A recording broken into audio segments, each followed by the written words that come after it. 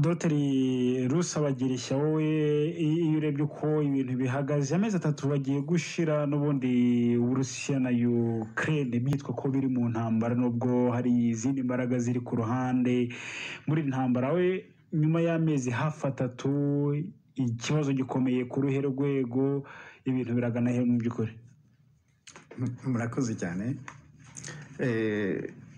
iriya ntambara twaze tubiganira na Dr Mille bariya ba Occidentaux baratubeshya tubona barabeshya ibintu tukabibona ku munota wa nyuma. Iyi ntambara yatangiye muri 2007 muri conference de sécurité à Munich. Putin yarakiwa president amaze imyaka 7 gusa arababwira ati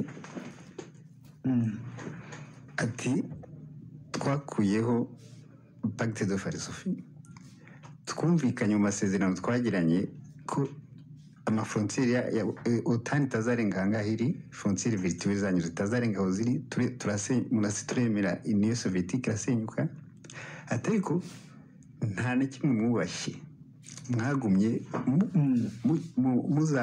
mutwegereza OTAN yagiyeho kubera igihugu cyacu yagiye kubera Uburusiya nta kindi. Igihe twumvikanye ko pacte de Varsovie bivaho na OTAN mwari mwatwemeye kwivaho ntiyavaho. Putin asomye iyo discours ntawamushubije yaravuze ararangiza ntawamushubije ijambo na rimwe yaravuze abonye batamushubije ati naho mutanshubije numvise. Icyo gihe yasubiye mu Rusiya batangira babona umugambi wa Occident ko ari ugusenya Uburusiya ko OTAN yagira Uburusiya nk'uko yabikubwiye nta kindi OTAN yagiriyeho. Urabona iriya ntambara ya kabiri Uburusiya bamaze kuyitsinda sinzi ko mwabimenye babonye imbaraga Stalin afite baravuga ati ko abonye afite imbaraga zingana gutya ati ntabwo hagarara batangira gutegura intambara ya gatatu niho batangiye no gushyira hamwe kwishyira hamwe baza ngo zatera indi ntambara kandi nta gahunda yari afite ariko baguma bafite ubwoba bwa communisme. Niyo mpamvu bageze baprofise imbaraga nkeya z'Uburusiya cyaba Gorbachev ahindura systeme arabyemera barasenya Uburusiya bazi yuko bagiye kubaho mu mahoro babemereye ko bazabana mu mahoro ariko bo objectif bari bafite ko ari usenya Uburusiya. Noneho Putin aritegura igihugu si we wenyine Uburusiya bwose ni Sylvie yacu arubaka ekonomi y'igihugu arakomeza aranforosa intwaro hanyuma iriya Crimea mu by'ukuri yari Uburusiya yagiye kuri Ukraine muri 1954 ariko ubwo subi inyuma gato kubera ya gahunda ya Occident yo gusenya Uburusiya bafashe Ukraine kuko Ukraine ni pivot géopolitique arabizi ni pivot géopolitique igihugu kiri pivot géopolitique ni igihugu gishobora kubasikira mu ruhande rumwe cyangwa urundi. None babonaga yuko ushobora kubasikira muri Union Européenne donc muri OTAN cyane ukajya kwa Putin kuko ni strategique. None bashaka kwivanga mu butegetsi bwabo uriya mu president niwe bamushyizeho wari pro-russe bamukuyeho Victor bashyiraho uriya bamushyizeho aba-Ukrainiens benshi nk'igice cya gatatu nka Etienne ntabwo bamukunze. None n'Uburusiya nabwo urabona ko bashyizeho umuperezida bashaka gukoresha. Niho Crimea yagaruka ku Burusiya. Ibyo ni ibintu bisanzwe n'Abarusiya n'ubundi.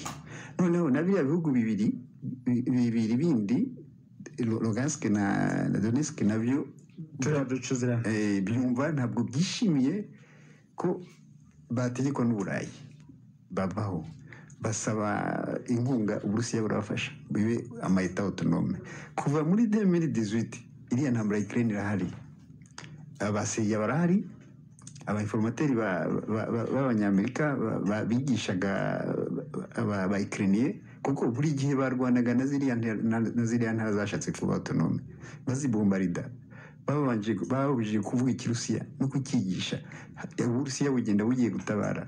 Iyi ntambara ni ya kera hariya yabaye nka declencher gusa kubona Ukraine isenyuka ntabwo ari ikibazo cy'abanyamerika cyangwa naribaje kugeza hafi y'amezi 3 giye gushira ikibazo urakibona gute ikibazo ko nkibona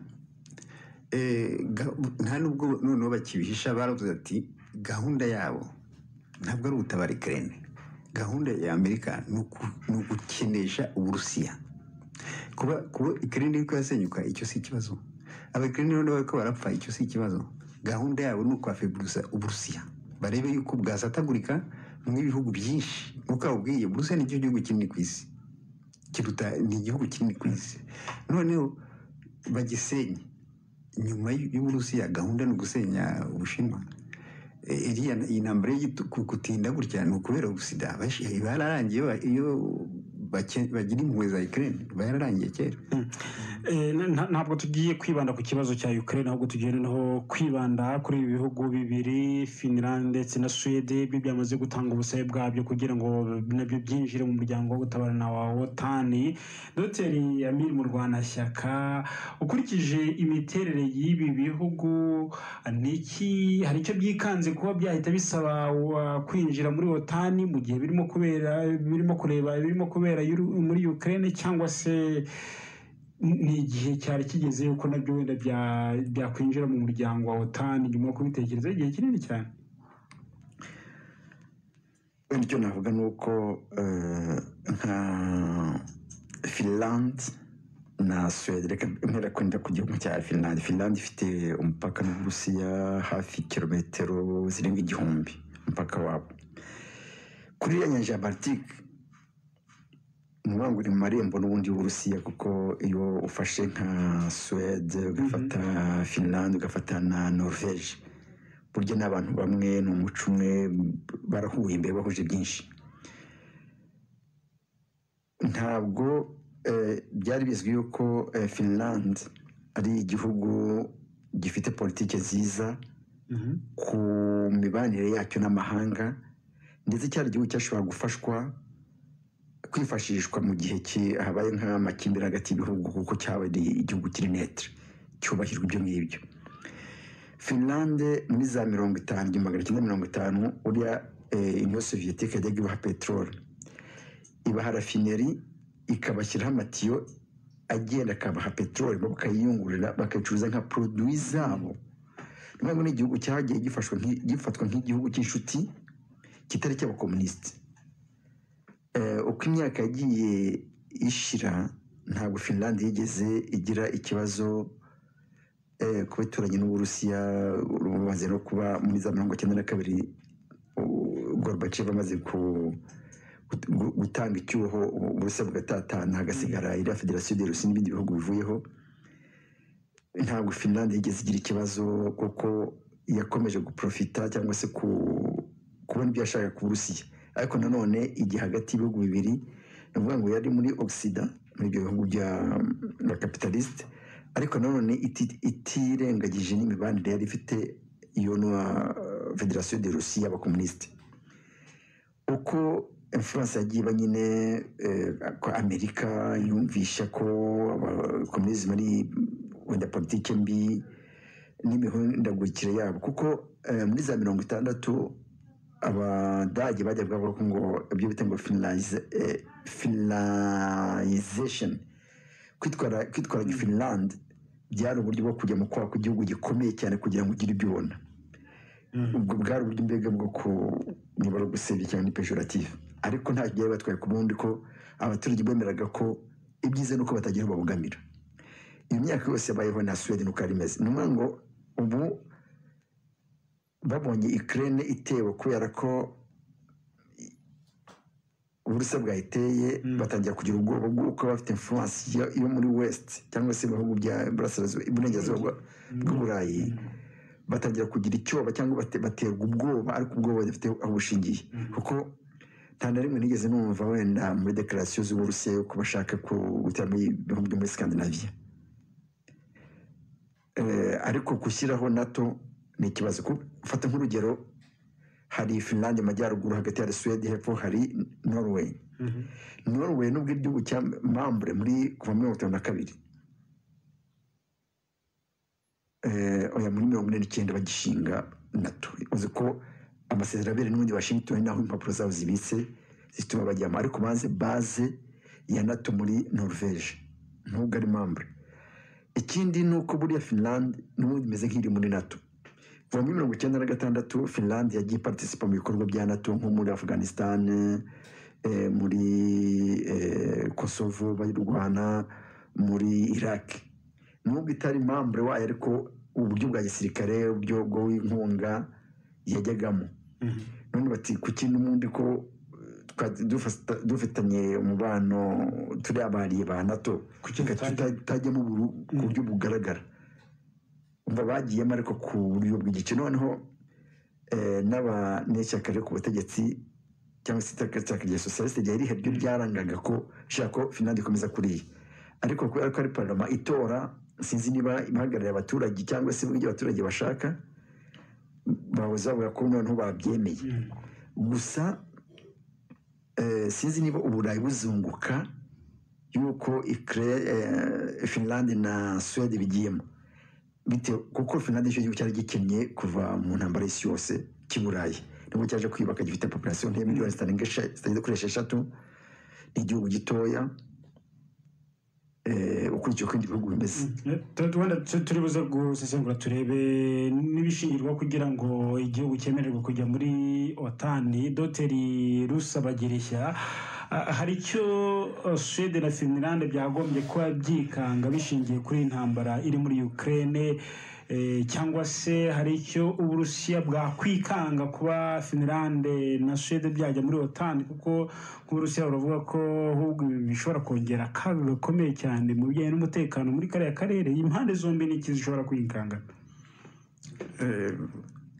Uburusiya kwikanga byo birumvikana. Kuri Finland cyane cyane, kuri Sweden si ikibazo cyane, ko umupaka wa Finland na n'Uburusiya ni ibirometero 1200 kandi Finland armema yayo ifite abasirikare benshi bagera ku 200, ifite equipement militaire nini, ntabwo ari nka Sweden. Kuba rero bashatse kujya muri OTAN ni circonstanciel, ni ukwikanga, ntabyo barafite. Ariko none biriya bihugu bibiri cyatumye byikanga ni ukubera iki? Ni ukubera byiyotsa kiri muri OTAN, ariko kubera civilisation isa n'itarimo neza, ntabwo bahuza kuba banze kujya no muri Union Européenne. Sweden na OTAN byafinansaga abakiride batera Turkey. Urumva rero bavuga ati kubera bazi ko bafite ikibazo na Turkey, bati tutagiye muri OTAN natwe hari amariski. Ifite icyo kibazo, ni nka culpabilité bafite, nicyo gituma ibindi bihugu nka Norvège n'ibindi bihugu nta kindi nta bundi bwo bifite. Hari n'ibihugu byo muri nka za Bulgarie zivuga ati Jesse nshobora kujya no muri OTAN, ariko bariya ubundi Finland ni netre kuva kera niyo politike yaho, ariko kubona yarashoboye gushaka gufinansa Ukraine, ariko no mu Burayi na Ukraine yo mu Burayi, ibyo ni ibintu bisanzwe. Ariko wibuke yuko Uburayi bw'Uburasirazuba ntabwo bwigeze bugira consideration nk'iyo bundi Burayi bwo mu Burengerazuba. Na buriya ntubona Amerika yinteresa kuri Ukraine cyane kuri za Polonye, wagize ngo zigeze zigira agaciro se? Izi za Yugoslavia basenyaga se? Donc Uburayi bw'Uburasirazuba arabizemi, ntabwo ni ibihugu byafatwaga nk'ibinyafrika. Nabona Finland iri muri Scandinavia ni Europe du Nord burya imeze neza cyane, ariko ubundi biriya Burayi bw'Uburasirazuba ntabwo bigeze bakonsidere nk'Uburayi. Ni ibihugu basuzugura, kandi bari abantu bose n'Abasilamu bafitanye relation n'Abarusiya ubundi. Rero iki gitekerezo kujya muri OTAN ni igitekerezo cyaje kubera circonstance, kandi ibintu circonstanciel rimwe na rimwe ntibiramba. Sinzi rero ko biza gukunda, kuko muri OTAN biriya bihugu byose bigomba kwemera, aramfasha bigomba kwemera byose kugira ngo bitore umukandida, byose bigomba kwemera. wenda mbere ko tugera ko kwemeranwa kuri abo bakandida, ariko ni n'ubushake bwabyo Dr Yamini Murwanashyaka kuba byajya muri otani, ku buryo nta muntu wagombye kuba abigiraho impungenge. Sintekereza ko wenda nk'Uburusiya bufite inyungu kuri Ukraine cyangwa se kuri Suède, Uburusiya bufite inyungu kuri Finland cyangwa se Suède nk'uko buzifite kuri Ukraine. NATO ivuga ko nahoze numva uriya sekreteri Stoltenberg wa NATO avuga ko bagomba kwihutisha cyane ko Finland na Suède bijyamo. Uzi ko ari uwo muri Norvège, ni Umunorvège uriya, ni abaturanyi babo, bafite umuco umwe, urumva ni ukura nyine yishyira kugira ngo bagire bloke nini, ko expansion ya NATO igomba kubaho kugira ngo bace intege Uburusiya. Ariko ikigaragara cyo ni uko buriya kugira ngo igihugu cyemererwe kujya muri uriya muryango bifata nibura nk'amezi 12, uretse ko bo bavuga ko ngo kandi n'ibihugu byose uko ari 30 bigomba kwemera, nta n'igihugu kimwe kivuyemo. Turukera kuba rero yabyanze kandi ari membre kuva muri 52 ni ikibazo. Turukera igihugu gikomeye mu buryo bwa gisirikare, mu buryo bw'ubukungu, mu buryo bw'abaturage bafite miliyoni zirenga 42 hari gutyo hafi 90. Igihugu gituwe, gifite tekinoloji, gihana umupaka n'Uburusiya, kikaba gihana umupaka noneho no kugira ngo nk'uko bavuze ngo uburenganzira bw'igihugu kujya muri OTAN cyangwa kutajyamo